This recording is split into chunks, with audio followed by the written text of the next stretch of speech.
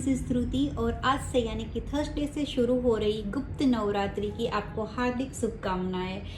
आज से 26 जून से गुप्त नवरात्रि शुरू हो रही है।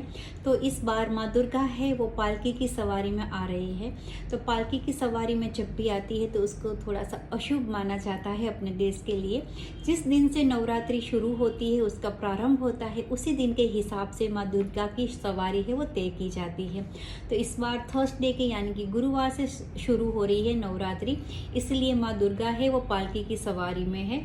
और ये अशुभ कैसे माना जाता है देश के लिए, तो कई जगहों पे महामारी होना या फिर युद्ध की स्थितियां बनना या फिर कई जगह पे फाइनेंशियल क्राइसिस आ जाना और उसके साथ नेचुरल डिजास्टर भी होना, तो ये सब चीज़ें हो सकती है। बट ये सब नेचुरल चीज़ों में, कुदरती आफतों पे हमारा कोई भी कंट्रोल नहीं होता है।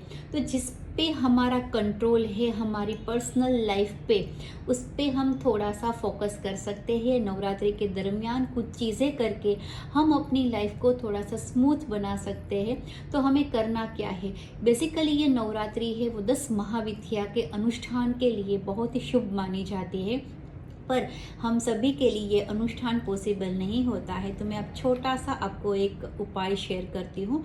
आपको एक क्ले पॉट लेना है, मिट्टी का छोटा सा पॉट लेना है आपको। उसमें आपको चावल भरने हैं, उसके साथ आपको ड्राई रेड चिल्ली 5 डालनी है। उसके बाद आप उसमें हल्दी की 9 गांठ डालोगे और 11 ब्लैक पेपर यानी कि मरी वो डालोगे और उसको ढक के अपने पूजा स्थान के पास में रख दोगे। पूजा में नहीं रखना है, पूजा के स्थान के पास रखना है, उसको वहाँ पे स्थापित करना है। उसके बाद स्थापित करने के बाद आपको रात को 9 या 10 बजे के बाद आराम से आसन लगा के वहाँ पे बैठना है।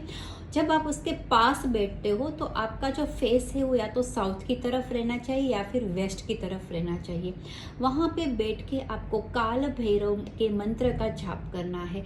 कौन सा मंत्र? ओम काल भैरवाय नमः, इसका आप जप करोगे और एक माला करनी है, यानी कि 108 बार आपको ये मंत्र का जप करना है।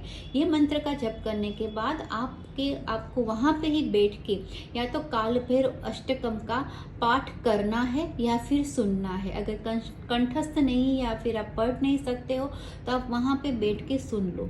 ये आपको 9 दिन तक कंटिन्यू करना है। 9 दिन नवरात्रि के समाप्त हो जाने के बाद ये जो कलश है उसको आपको काल भैरव के मंदिर पे रख के आना है। अगर काल भैरव का मंदिर नहीं है तो आप शिव मंदिर पे भी जाके ये कलश को रख सकते हो। ये करने से आपकी लाइफ में जो हित शत्रु है उस